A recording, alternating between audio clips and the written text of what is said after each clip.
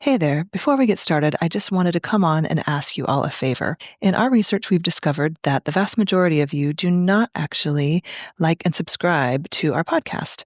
And so, if I could ask you to do so, I won't ask you for anything else. And I promise to make this podcast the best I can every day.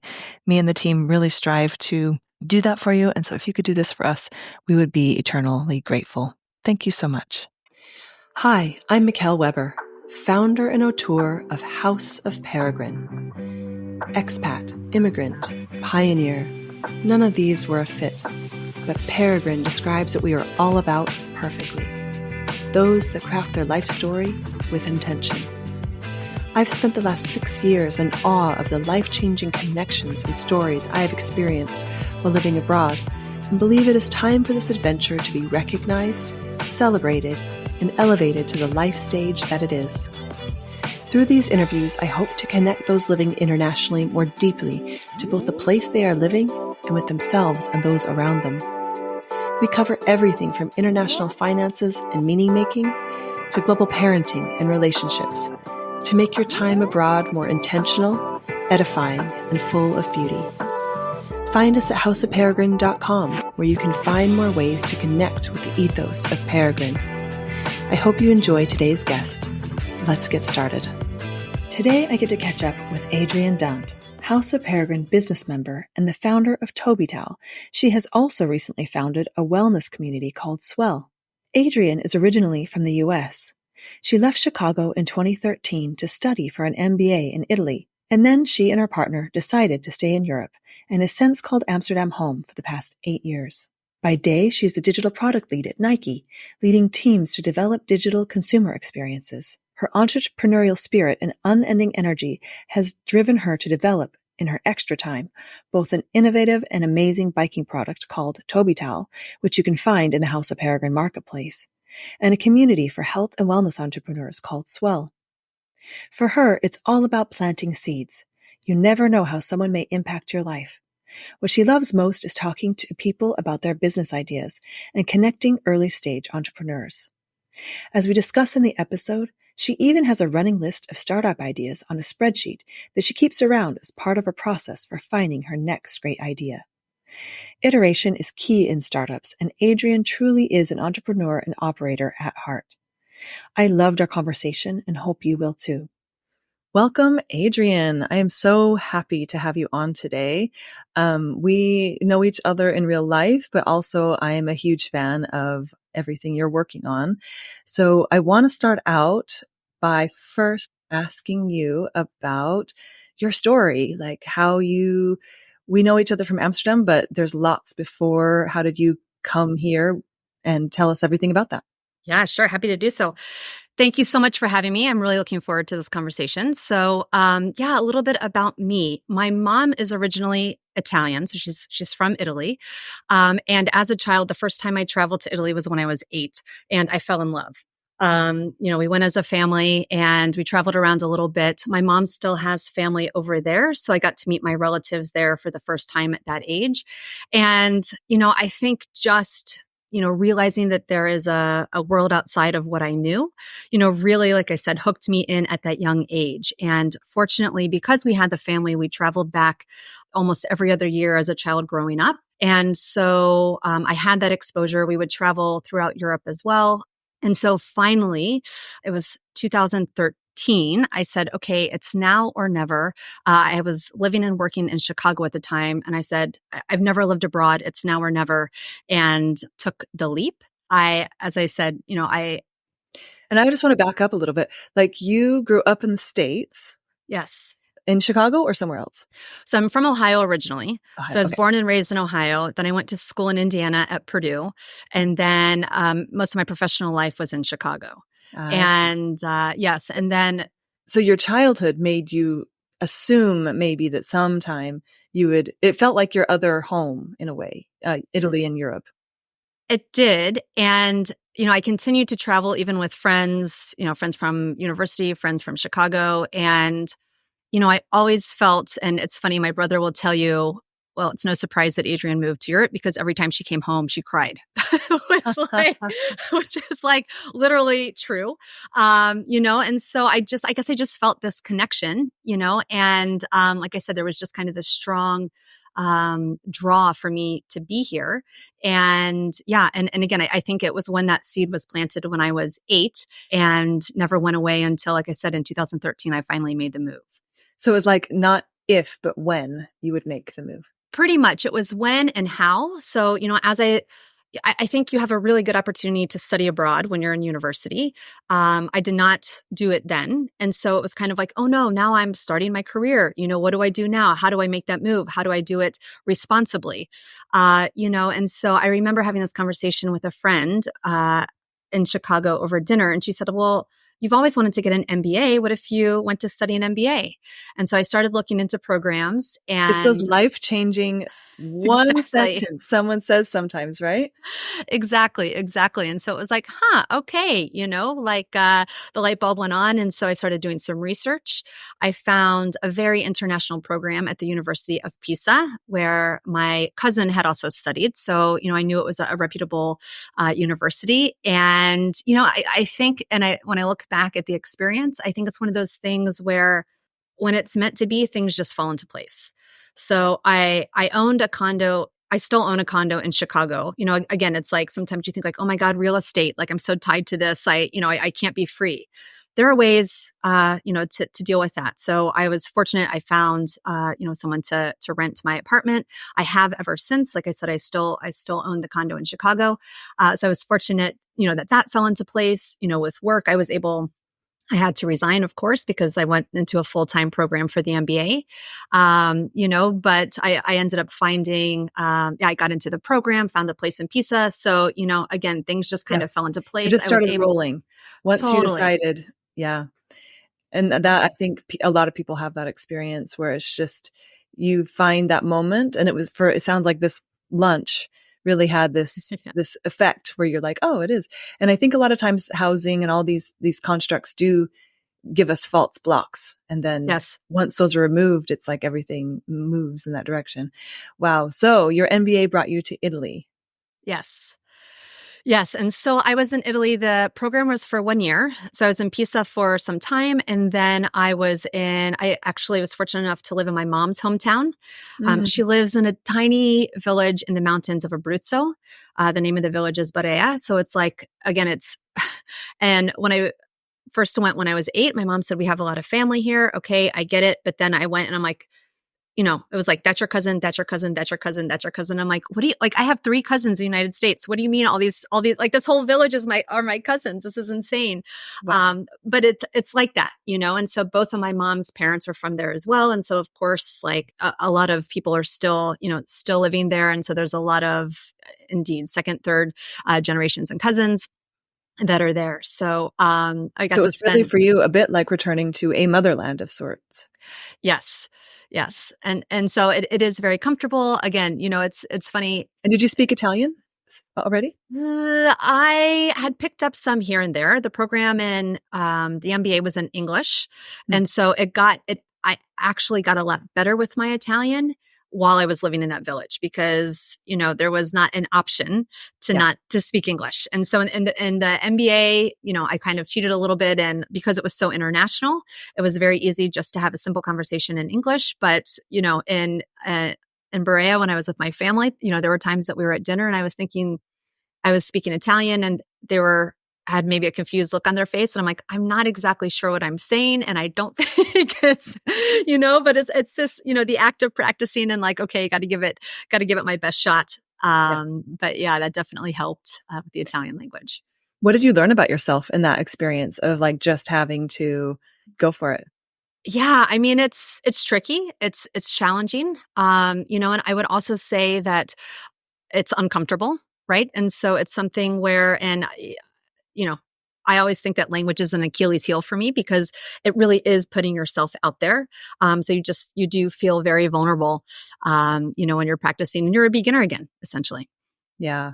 Yeah. And I think that that's a lot of people who are monolingual like me, really don't have that skill of, beginning again. And so I think for me, it's been really rich. And I imagine for you, and especially being with your family, that would be an extra layer of, was it a coming home, or was it a new skill, or was it a little bit of both? It was a little bit of both. It was familiar. I think that, being there, again, like, I'm just picturing it in my mind, and being in my cousin's home and, kind of the smells and everything, is definitely very familiar. Having had the experience that I had, since, and kind of my life experience since I was a child living in Chicago and kind of traveling, there was a bit of, it was nice to be in a small village, but also kind of like, oh, I'm not sure that this is for me. Also not having super easy access to an airport, so I also learned a lot of things about, because I always kind of thought like, oh, I'm going to live here because I loved vacationing there. So I thought like, well, if I love to vacation there, obviously I would love to live there. But and I found that that's two very different things. Mm-hmm. And so, I kind of came to realize like, okay, I do enjoy being here, but I don't think it's my forever place. Yeah. Yeah. Cool. So the Italy chapter was your MBA kind of, and a little bit of a exploration of family, which is really cool. And then you left Italy after your MBA. I left Italy after the MBA. So the other very important part of the MBA is that I met my husband there.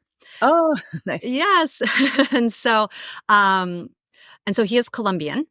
And again, it was a very international program. So we met in the program. He also was with me when I lived in my mom's hometown, and we lived in Italy together.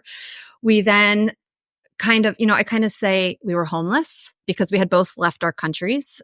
We had both joined this MBA full time, and we weren't. We kind of tried to stay in Italy for a while. Like the economy wasn't that good, and so we were also trying to see what our options were. I think both of us wanted to stay in Europe, and then we came to visit friends and family in Amsterdam. Funny enough, on King's Day, like the very first, yeah. So for everyone listening, King's Day is not representative of every day in Amsterdam.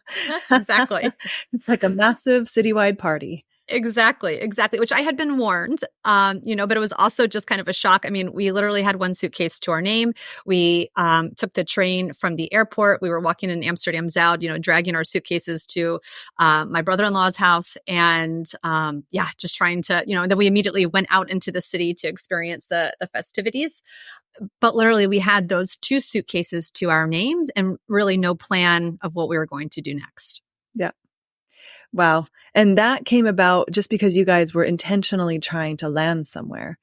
It's like, Exactly. Let's be intentional with our next step. And since you knew you kind of wanted to be together in your next step, you were threading the needle of all the cultures you have in you.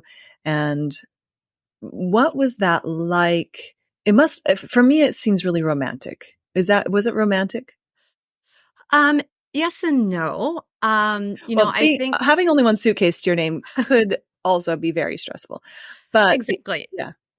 Exactly. So tell me about it from your perspective. Sorry. Yeah, no, there was certainly an element of, this is exciting. We're kind of blazing our own path. The kind of the future is unknown. All of the doors are wide open, which sometimes can also be a hindrance. It's like, oh no, like they're too wide open, which I've also learned. It just seems ironic, but I've learned that's it's stressful. Exactly. Yeah. It can be stressful. So, there was a time that it was very exciting, of course, exploring the city and kind of getting our bearings and all of that. The one suitcase to our name, the other thing that we did when we first moved here was we would live in an apartment of someone who was traveling for maybe 1 month at a time. So we were constantly in someone else's space, living out of our suitcase. So there was a point when we're like, okay, we need to make a decision. Like, are we staying? Are we going? Because this kind of, purgatory isn't, it's not working. The in-between, yeah. The in-between, yeah. So, I think there was definitely, an expiration date to that. And so we were able to find, fortunately, a really great apartment, and then just say, okay, at least for the short term, we're going to stay here. That was 8 years ago. And so, that often happens. Short term becomes, your long term. It's like dating a city. I always say it's like dating a city. So you're not committing yet, but you're dating, and then suddenly you're together for 8 years. Exactly. Yeah. Well, Amsterdam does that to people. Many cities do, I think. But so when you stayed, and you guys started building a life together from two different countries. That also is blazing a new path in a way. And so how did that look for jobs, did you have a method to bringing both of your cultures in, or was it just playing it by ear? A lot of it was playing it by ear. And I think that's representative of both of our personalities, but I think that one way definitely that we brought it together was with food. So my husband is a very good cook, and so there would definitely be some Colombian influence there. Again, his brother was here at the time, so we spent time with his family. I had a good friend from Chicago here at the time, so I kind of had that, American outlet as well. We also, were kind of very mindful that we needed maybe time in our home countries every now and then. So we would either travel together or one of us would go just kind of for special occasions, wedding or otherwise, but we kind of did our best to find our way, but just kind of made it an active exploration throughout that phase. Yeah. And do you think that's part of your personality, or something that is it inherent, or did you learn to be more open?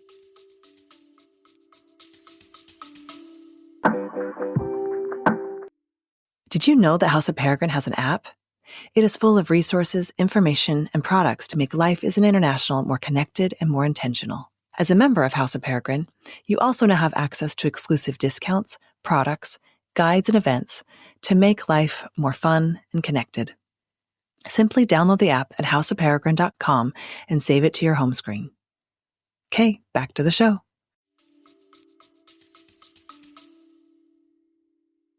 Maybe a bit of both.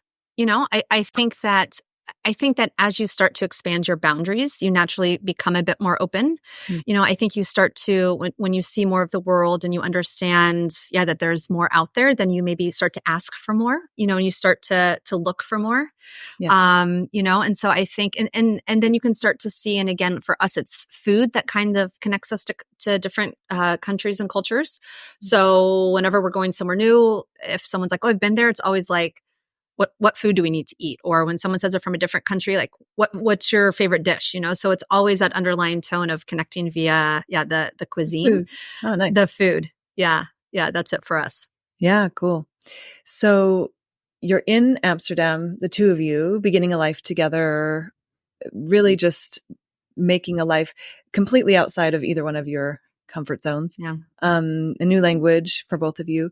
What happens next? Yeah. So I'd always had, let me back up. When I went to get the MBA in Italy and I had left my job and life in Chicago, my idea was that, hey, I'm going to start something new in Amsterdam. And I had always had kind of this itch to be an entrepreneur and to do something on my own. One of the things, I guess, that was a hobby of mine is making body products. So naturally made body products with butters and oils and things like that. And I had given them to friends as gifts. I had, used them. I still do use them myself every day. And so friends had always said, oh, you should buy those, or you should sell those. You should, make a business out of it. And I had a lot of reasons why I wasn't going to do that.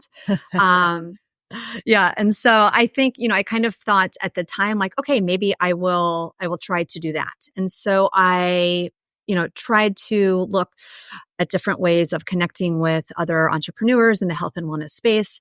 I even was able to do I did a natural deodorant workshop. And so I was just starting to get my hands in with people, again, who are doing essential oils or, just really trying to kind of find my way in this space, and I don't know. What ultimately ended up happening is I found it was really hard, and so I never really built that muscle, especially my whole career having been kind of in the corporate space. And then I think maybe it was too many new things at once, whatever the reason was, the timing wasn't right, that, it just didn't work out for me. And I thought oh my God, this is way harder than I thought. And, after coming from a full-time MBA, it's just okay, I need to look after my finances. So I think it's time to start job searching. I was fortunate to get a job with Nike. And so, and it was funny because when I got the interview with Nike, And I actually started as a contractor. So as I got the interview, and the woman that I was working with said like, "Oh, I have good news. We're going to have an interview with Nike next week." And I thought like, but Nike's like the biggest corporate company, I was trying to do something independent. This is the opposite of that. And so, I went to the interview and I was really blown away because the culture and the vibe at Nike is like nowhere else I've ever been. And so, people were just kind of like, there's this energy and this buzz and everyone looked cool. And so I thought like, okay, I think this is a place that I can be. And so since 2015, I have been working with Nike. So another 8 years with them. And so, I think that also helped give us that stability.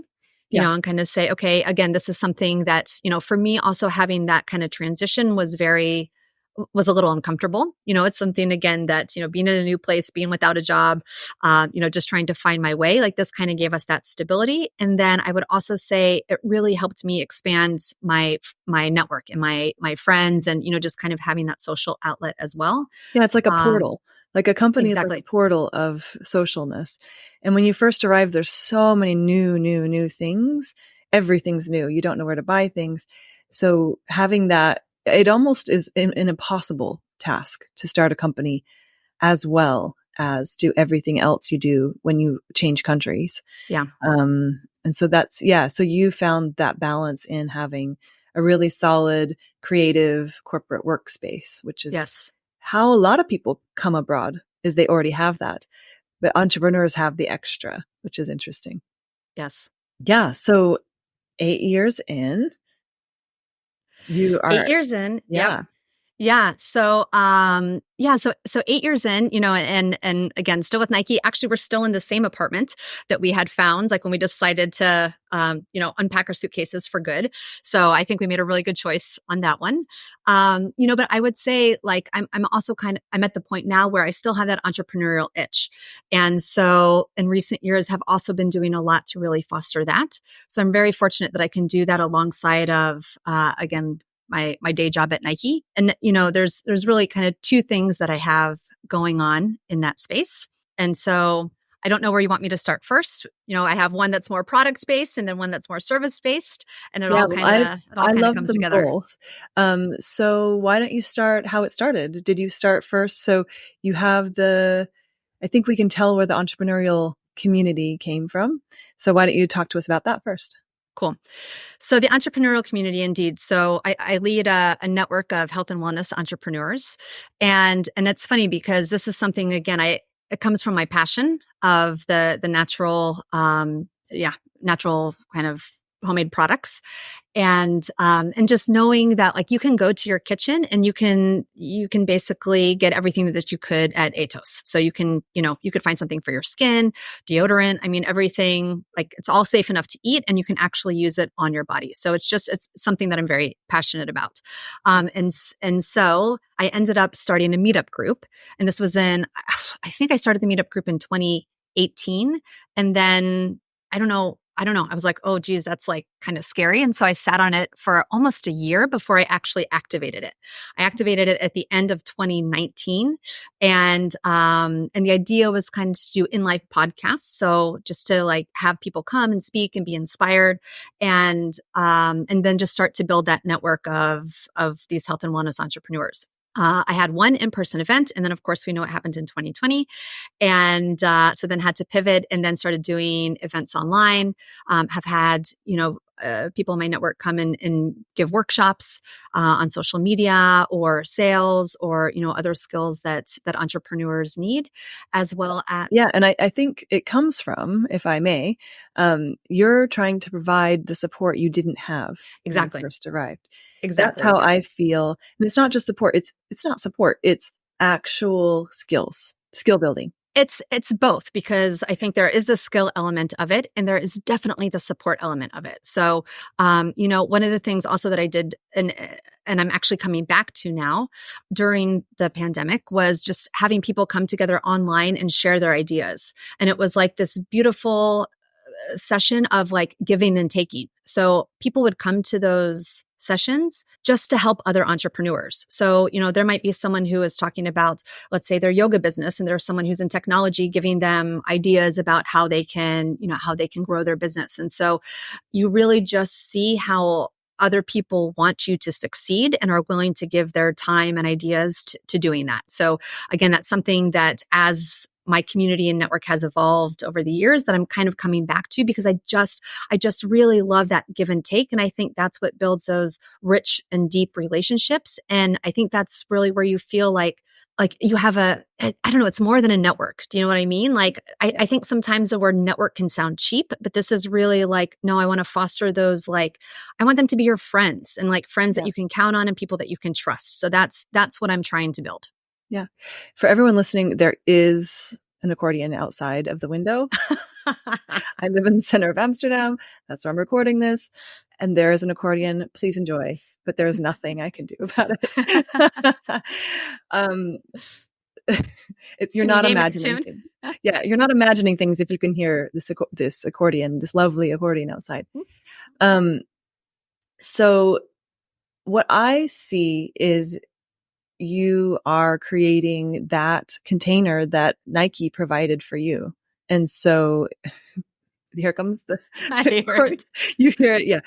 I'm just going to go with it and say it's part of the Euro flavor of our podcast. It's only a gift when someone arrives outside of your house playing the accordion. That's true. That's like, true. There's no, I don't even know if I'd want to take it out if I could. So that's what I think the difference is if you know this, not even loneliness, but this thing that you have when you come to a new country, you're just starting from scratch. And being an entrepreneur has many, many of the same challenges. I think it's a need for connection, and again, I think and for me, I think, one of the things I've learned about moving to a new place is that at least what I did is I kind of cast my net wide and I made a lot of connections. And there are some that I'm like, this is not one that I want to foster, and then the ones that I did, I did. But like, I think when you move, you kind of have to cast that net wide because you don't have a lot of options. Yeah. And so again, like what I'm trying to do is really create those deeper connections, because I think that's what you can rely on, again, to help you through whatever transition or whatever goal that it is that you're trying to reach. Yeah. And in adult life, our friends usually are our work. And so especially if you're transitioning from already having that out, it's a huge transition in adulthood. We play while we work, right? We don't have as many opportunities, especially as entrepreneurs when starting out, to do that. So I think it's really, really special. So that's ongoing. And I've been lucky enough to partake of some of those. They're really wonderful. Thank you. And House of Peregrine has definitely benefited from the community. So then you decided in the pandemic to try your hand at product creation as well. Also, yes. And I would like to also say you had a baby somewhere in there. I don't want to leave that out. Yeah, exactly. The baby came in 2022. So towards the end of the pandemic, but yes. Yeah. And so that, of course, and we can get into that, that's a whole other chapter, that I'm entering into. Yeah. And so, that's another, I guess, product that we delivered. Yeah. But the main one, I guess, and maybe just a quick story about also what happened during the pandemic is having this itch of entrepreneurship, again, kind of doing these online workshops and things like that with the community, is that I said, like, hey, I also want to try my hand at products. And my husband is very crafty. Again, I do my natural body products. So we started very simple. And again, being in product, like understanding an MVP. I said, like, okay, we're going to put together a Google Doc, right? And we're going to like put some things on there. We're going to put a price by it. We're going to send it to our friends. We're going to see if they like it. If they buy some things, that's awesome. If they don't, like, that's also okay. Like, that is also a message. But like, we have to do this. But start at the beginning. Why was this a problem you wanted to solve? Well, and we should say this is now Tobi Towel, but start. Yes. Yeah. And so Tobi Towel was indeed an item on this list. The list included some other things. Okay. Yes. And so this is maybe new to you, Mickelle. This is great. Yeah. And so this list was very random. And this list had food items, body products, like baby gifts. Like, it was a very random list. However, it gave us the confidence, and Tobi Towel was on that list, but it gave us the confidence, and friends bought it. And I thought, like, that's nice. They're being nice. And then friends bought it again. And so again, it kind of gave us that confidence, and we started to build that muscle. And so one of the products was Tobi Towel. And Tobi Towel is something that when we arrived to Amsterdam, 9 or 10 years ago, and riding the bike every day, which, by the way, is one of the things that, we love the most, that I love the most about being here. And especially when I moved, I came from Rome. And that was kind of my last stop in Italy. And, just being on the bike, like, I remember the first time being on the bike and being like, this is freedom, like point A to point B, like, it's the best. So, it always reminds me of being a kid. Yeah. No. And when friends come to visit, I have to say, like, that bell, like, cause they're like, ding, ding, ding, ding, ding, like they're a kid, but I'm like, that bell is like like a horn on a car. Like, it's not to play with. I know it feels very, childlike and freeing, but it has a purpose. So stop embarrassing me. Yeah, exactly. No, it's that balance, exactly. Right? Yes. No, yeah, sorry exactly. to interrupt, but I think the bike is part of being able to feel free and young, and yeah. Yes. No. And so the bike is, I'm not sure if I could live in another place that, doesn't have the same biking culture, which might mean that I'm here forever. But, so one of the things that we loved was riding the bike. But one of the things we hated was like the wetness and the amount of rain, as we all know, that we get in Amsterdam. And so, I think definitely my husband started to keep it was a washcloth underneath his seat. And so he would keep it under his seat. He would take it out. He would wipe down his seat. He would wipe down his handlebars. He would wipe down my seat, my handlebars. And it just became something that we used every single day, literally every single day. And so he would have one under his seat. I would have one under my seat. And so, again, as we were kind of developing this product list, one of the things we said was, hey, I think, this is definitely something that we need. This might be something that everyone else needs. What we're using is okay, but it's a little bit big. So like when we put it under our seats, the corners would kind of stick out. And then if they got wet, the whole towel would get wet. This is like deep tracks Amsterdam bike culture. I love it. These are the details that make or break your day when you are on a bike for your main mode of transportation. Exactly. So so we had to make sure that the towel was the right size. And sometimes the towel would like fly away, so it was we would just kind of shove it under there, but there was nothing really to secure it. So it would just like, shoop, and then we'd be lost essentially without and I would like to add that most people I know who've grown up here wear rain pants. But for some reason, I have never been able to convert to rain pants. I tried a poncho because I was also not into the rain pants because I was like turned off with how do I take them off on the train? Like they just seemed very messy. So I am with you. I never got into the rain pants. The poncho also wasn't a solution. So So this for me. Yeah, this is it replaces rain pants in a way. So this has done the trick exactly for me as well. So ultimately what we did is we ended up creating something that was better than what, the solution that we were using. So we designed it in a way that it is small enough to fit completely under your saddle so that nothing, there are no parts of the towel sticking outside of your seat, which means that it won't get wet when it rains. We've added magnets to it as well. And so the magnets will stick. There's a lot of under your seat. Not many people take the time to like investigate what's under their seat. But you did. I'm like an expert of under saddle construction now. So there are metal elements under there and the magnets that we have are pretty strong. So they'll each hold the weight of a pineapple. So like they will find the metal under your seat. And I mean, there are times that I will be parking my bike and the towel will be kind of flopping, outside of the seat, but it will still be attached to my bike. And then I can just put it back under. So, we thought that with these enhancements, that this was a really good product. And so Also with our MVP, it started much differently than it looks today. So we went through a lot of iterations. I'm fortunate that my husband is very handy with the sewing machine, which was actually a gift for me, ironically, but he's the one, he's the one that's showing me how to use it. And so we just kind of tested and learned what was best for the design. We gave some to friends, and asked for feedback. Some friends said like, this is awesome. Some friends said, this is not a problem that I have. And so again, we just kind of iterated and because they're wearing rain pants. That's the reason. Or they're like, oh, like my butt gets wet and then it dries. And I'm like, that's really uncomfortable for me. Like that is like that period between wet and dry. Like, I don't want that. Like I want it to be dry the entire time. So, yeah. And so again, just kind of listening to what people are saying. And the beauty of this product is that it's so simple and so relatable. And so, like you can talk to anyone on the street right now and they would understand the concept of this product. And so it gave us the ability to talk to a lot of different people and get a lot of different feedback and make a lot of different iterations to the product, as well as to our messaging, and to really kind of what what has become Tobi Towel today.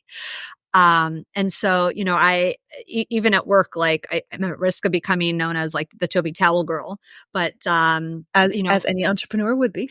Yeah. I'll have a conversation with a group of people and then 1 week later hear like, oh, Tobi Towel came up like at our lunch conversation the other day because like it rained and your saddle was wet and you had a decision to make of how you wanted to handle that. And so, and so it's just been a lot of fun to, kind of see how this is coming to life and then, kind of seeing how we can grow the product. Yeah.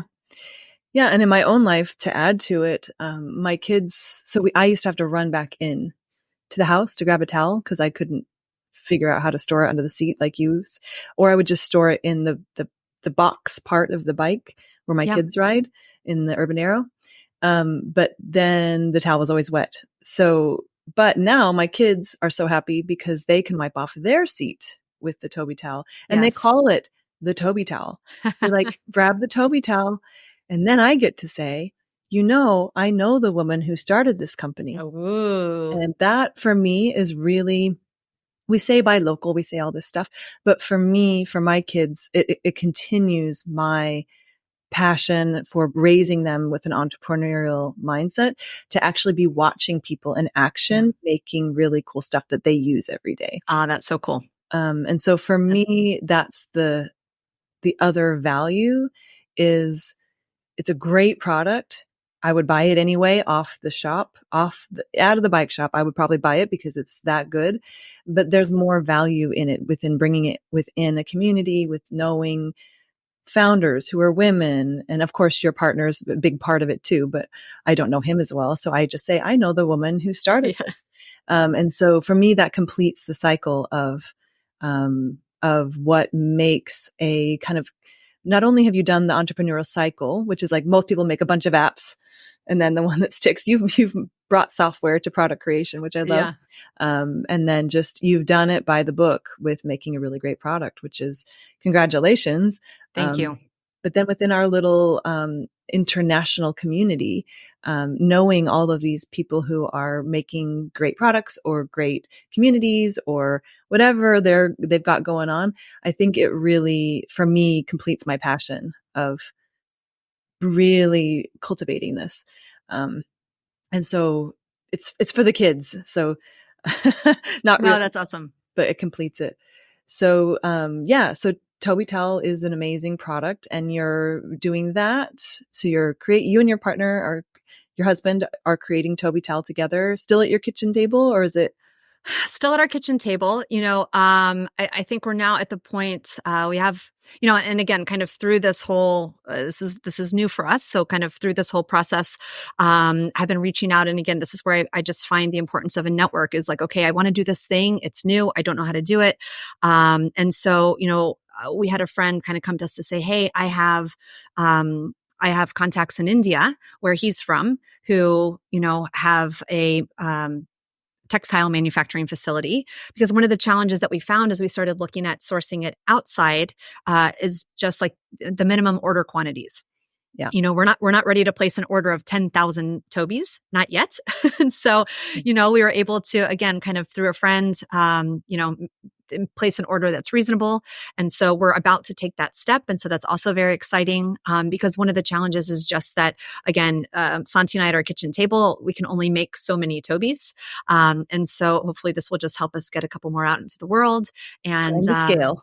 It's time to scale. Exactly. So, here comes a whole other, a set of challenges and kind of a new wave of this journey for us. Yeah, it's the learning curve of the entrepreneurs and international people are always navigating, I think. And so I want to go back to something you said about because I say this all the time as well, I want to talk to you about how you said the baby is a whole other. Yes. What did you say? We always say they're startups. And yes. Not the way that they're work, but in the way that they're something that you care deeply about and you're cultivating. And so how would you describe that as? Yes. Yeah, I might have called him a product deliverable, but it's funny, and again, because it's something that we're kind of learning as we go. It's one of those things, and also to your earlier question, I mean, I'm coming with my American Italian background. Santi comes with his Colombian background. Enzo was born here in the Netherlands, and so there's things where just now we're starting to get him into preschool and start to think about the schooling system here. And of course there's challenges of okay, how is that different than what I experienced? What do I need to think about and to consider? And then, you start to think about okay, I don't celebrate Santa Claus, I appreciate that we have a half day of work or whatever, but it's not a holiday that I actively celebrate, but it's something now again, that we'll have to consider. And I think what will happen is it will really help us become one step further integrated here, because we were able to kind of live our lives. But now it's okay, we're actually, raising another life here that will have a completely different experience because this is his home. And so, I don't think that we've completely figured out, what that looks like. We've brought him to the US, we've brought him to Colombia, of course, he's out and about, here, he's on the bike, he's, doing things, the Dutch way. But, for both of us, I think it's something that we'll have to continue to navigate as he grows up. Yeah. And for me, that's the portal into the social world here. You can live in a place and kind of be, like you said, live in your own corporate environment or friend group. But when you have kids, you have to figure out which portal you're going to enter, especially living internationally. In a home country or something, you might be able to choose, say, private school, public school, depending on which country you're from. But here and being an international person, you're choosing the language they're studying, you're choosing the culture you're surrounding them with. And there's no right answer. So it really is very much like you're saying. And it gives you another portal. So you have your business portal and now you have your social portal, parenting portal, if you will. Yes. And I think that that's often overlooked as a complexity. And so I think that it's really interesting to hear you talk about it. And do you think that raising kids in the Netherlands, was that something you thought about, or were you not planning? Was that not part of your decision? It was not part of my decision, and so this is again something that we're kind of taking as we go. I think even as I saw my friends and colleagues, for instance, when they were pregnant, and they would kind of explain the system to me of I by law have to take a month maternity leave before the baby is born, and I'm like, that's crazy. In the US, we work, you leave your office to go deliver. But then on the other hand, they said we deliver and then we go home right away. And I'm like, that's also crazy. In the US, we stay in the hospital for a week. And so, there were some things that of course I was aware of, but then they of course really impacted me when I went through this process myself. And, having been here for so long, it had kind of become almost the norm, again, just kind of, and after talking to enough friends and understanding that it's actually kind of nice to have that period to kind of wind down from work and start to get into your maternal life. And, oh, by the way, wouldn't you rather be at home recovering than in the hospital? And by the way, you get a Kramzorg, a maternity nurse who comes to stay with you for a week and help you, and so now when I look at that, I think I I don't know if I would want to have a baby in the US. This was like a very good experience for me. And so it's just one of those things where, my perspective has kind of completely changed. And now this is normal. And again, like the experience was really good. And again, we'll just kind of take it as it comes. Take it as it comes. That's all you can do. But I think for me, I was really intentional about what I wanted my kids to experience and what I wanted them to have, and languages was one of them. And so that was my moment of being like, I need them to experience learning a language. Yeah. And that was kind of the thing that propelled us into moving abroad finally. But I also often think that's so powerful. So what would happen if I decided this wasn't a great place for my kids? Would that be enough to propel me to another? And I'm not saying the Netherlands would be, it's a great place to raise kids, but I see this with my friends as well. We're choosing for multiple people, countries. Once you open the floodgate of being able to live anywhere, it's like that over choice, but then you really start honing your values, I think, in a way that you maybe wouldn't otherwise. And this is the same a little bit with being an entrepreneur. You have to hone your values, what you're bringing into the world in a way, well, you're almost forced into it. Yeah. You can't live asleep if you're living abroad or living internationally. Yeah. And it's kind of beautiful because then you get to choose, like you're in the driver's seat. And so, it's really, what matters to you, what's a priority. And that's what you bring into your life. Yeah. I usually ask people this. Do you have a process is it just kind of as long as it's smooth sailing, or do you guys come to a decision every few years, or you make the decision to stay, or is it more just going with the flow?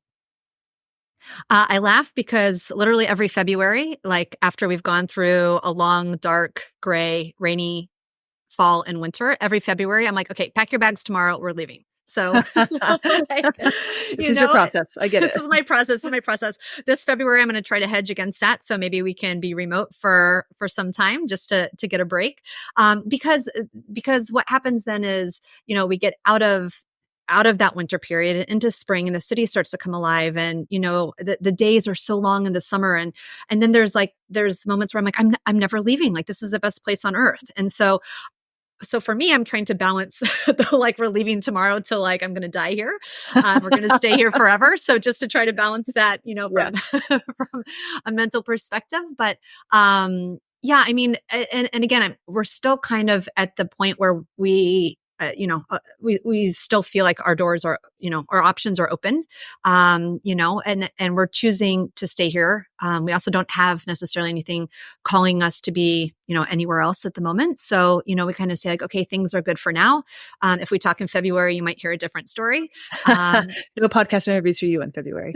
No, no, but I think it's a common story. Losing perspective about how great it is to live here in February, I think is maybe universal. Yeah. And so, we talk about it. And our decision for now is to stay. And I mean, we would also like Enzo to, I don't know, kind of like to raise him. I don't want to say in one place necessarily, but we want him to have some stability there. Who knows, who knows what the future holds? Listen, we're all a flight risk. There's just no, it's true. We have no loyalty. It's terrible. Well, there's loyalty, but not to countries usually. Yeah. Very cool. So for now, you are really now going on to the next stage of Tobi. You're cultivating your beautiful family in Amsterdam, and your coaching, I don't even want to call it coaching, your networking community is growing. What is your ideal in a year?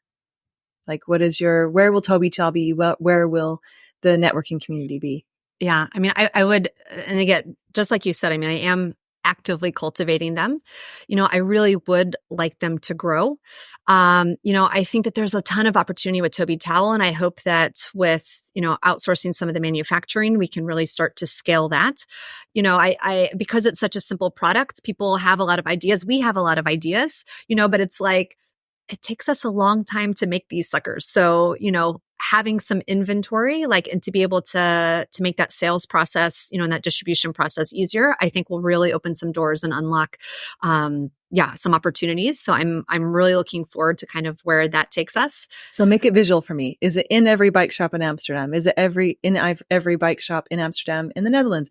Is it on your web shop on Oprah? Like, make it visual for me. Yeah, I mean, I think Tobi could go so many ways. I would love to see it in every bike shop. I would love to see partnerships with like Dutch bike brands. I think that there's just really a good connection there.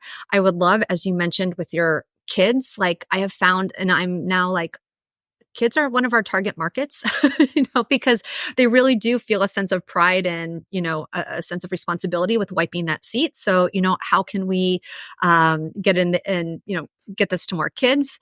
I think, there's an element of, hey, this is something as an expat that you need when you come to the Netherlands. So how can we also maybe work that angle of like, hey, this is part of a welcome package, or, this is something that you get when you arrive here. So, I think there are just, a lot of different avenues that we could go with this. So, you want them in people's hands.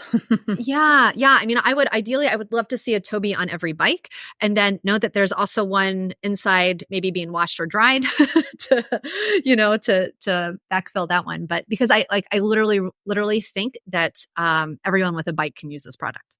Yeah. It's an act of self-care for your tush.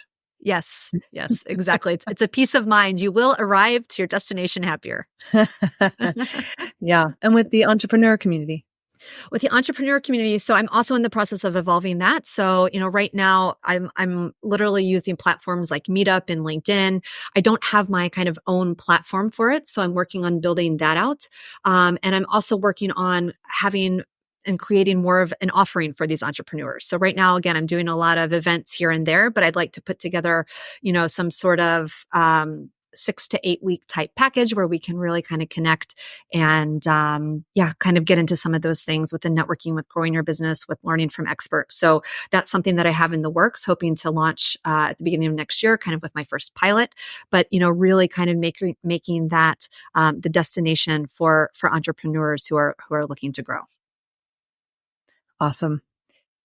And tell me where everyone can find you. Find Tobi, find the networking. Yes. How would you like people to reach out to you? Yeah. So on the socials, I'm probably most active actually on LinkedIn. And so you can find me there. Adrienne Dant. Tobi Towels also has a page there. Health and Wellness Entrepreneurs is there. You can find me and Tobi on Instagram. So Adrienne Dant and Tobi Towels. And I think www.tobitowel.com is our e-site. Of course, you can also buy Tobi on House of Peregrine, and right. hopefully in your local bike shop soon, coming soon. Yeah, amazing. And I always ask this last question, and I think you've answered it a bit already. But if there were no other factors, money, family, anything, jobs, schools, is there one place on earth that you would choose to live? Yeah. I mean, I have to say, I think my heart is still in Italy.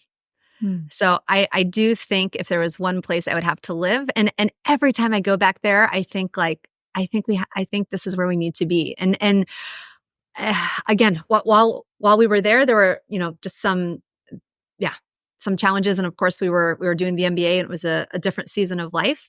And as I mentioned, vacation is a little bit different than real life there as well. But, every time I'm in the country, I feel it calling me. And so, I can't think of a better place. All right. That makes sense. All right, Adrienne, thank you so much for your time and sharing all your stories. And I'm sure we've changed everyone's bike commute. Not only that, but so I am really looking forward to sharing this with everybody. And I wish you luck in all of your ventures. Thank you. This was a lovely conversation. I really appreciate it. Yeah. Thanks. Cheers. Okay, that's it for today. I hope you've enjoyed our show. For the latest insights on living internationally, join us at houseofperegrine.com to find out how you can connect with our community. Let's craft our life story with intention together.